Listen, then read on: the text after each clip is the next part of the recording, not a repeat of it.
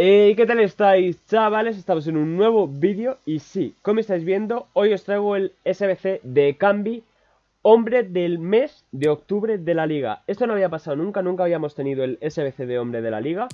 Y por cierto, el SBC de ir garantizado, yo pensaba que iba a estar algo más de 15 minutos. De hecho, lo iba a grabar y lo tenía preparado como aquí veis. Esta es la plantilla que había hecho. Pero, nada, en 2 minutos 5 se cierra. No entiendo yo qué SBC han metido, si es que es un bug o qué es, pero bueno, por si acaso luego lo subo si eso. Tenéis este vídeo, dejad un muy buen like y una muy buena suscripción. Y ahora tendréis el pack opening de Food Champions, a ver si me ha tocado, ese Leo Messi. Empezamos con Ekambi, que tiene 4 de pierna mala, 3 de filigranas. Una vez más de filigranas, y seguramente me lo hiciera, pero con 3, no sé yo.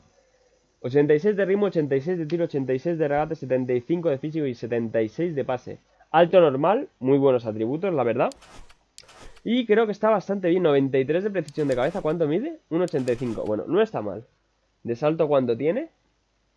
¿Dónde se miraba el salto? Ah, 75 en físico, lo siento, no lo estaba viendo. Muy buenas estadísticas, que con un cazador debe ser una muy buena bestia. Pero eso, está ahora mismo en unas 30.000. El mercado cae un huevo en estos días. Y bueno, vamos a darle a contaros la plantilla. Nos piden un if que hemos puesto a este Smalling. He puesto este Smalling porque, como veis, la química es 86 y nos piden 75. Para que pongáis cualquier if de 83 que tengáis.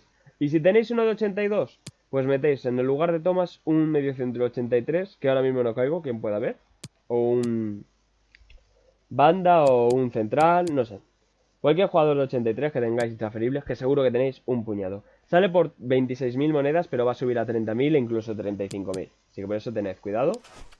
Y empezamos por Borja Iglesias, Fekir, Gonzalo Guedes, Jesús Navas, Santi Cazorla, Tomás Partey.